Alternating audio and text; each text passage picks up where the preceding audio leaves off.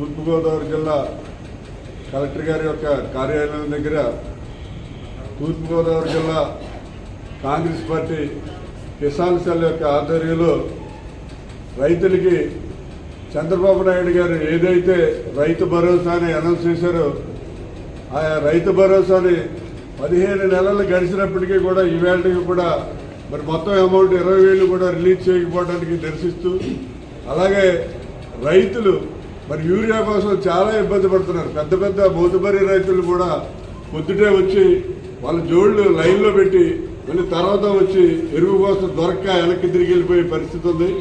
చంద్రబాబు నాయుడు గారు ఈవేళ ఎన్డీఏ కూటమి గవర్నమెంట్లో ఆయన ఉన్నాడు, కూటమిలో ఉన్నారు ఆయన. మరి సెంట్రల్లో ఎన్డీఏ కూటమి అధికారంలో ఉన్నప్పటికీ కూడా మరి ఆయన ఎరువులు తీసుకురాలేకపోవడానికి కారణం అయితే మాకు అర్థం కావట్లేదు.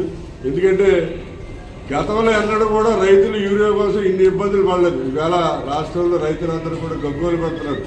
పంటలు పండుతాయా పండవా అనేటువంటి ఆలోచనలో ఉన్నారు. తక్షణం మీరు మరి ఎన్డీఏ గవర్నమెంట్ సెంటర్లో ఉంది కాబట్టి మీరు అక్కడ ఒత్తిడి చేసి రైతులకి కావాల్సిన యూరియా అంతా కూడా మీరు తెప్పించి రైతులందరికీ కూడా తగిన విధంగా యూరియా చేయాలని ఈ 2 విషయాల మీద మరి కలెక్టర్ గారి ద్వారా సీఎం గారికి రిప్రజెంటేషన్ ఇవ్వడానికి ఇక్కడ రావడం జరిగింది. ఈ రిప్రజెంటేషన్ కూడా మరి ఇక్కడ కలెక్టర్ గారి ఆఫీసులో డిఆర్ఓ గారికి సమర్పించడం జరిగింది. మెయిన్ పాయింట్లు 2 అండి. ఒకటి రైతు భరోసా 20,000 రూపాయలు ఇవ్వాలి. 2 ఏంటంటే రైతులందరికీ కూడా యూరియా సప్లై చేయాలి, యూరియా కొరత లేకుండా చూడాలి. ఇది మెయిన్ డిమాండ్లతోటి ఇక్కడ ఇవాళ నిరసన తెలియజేయడం జరిగింది.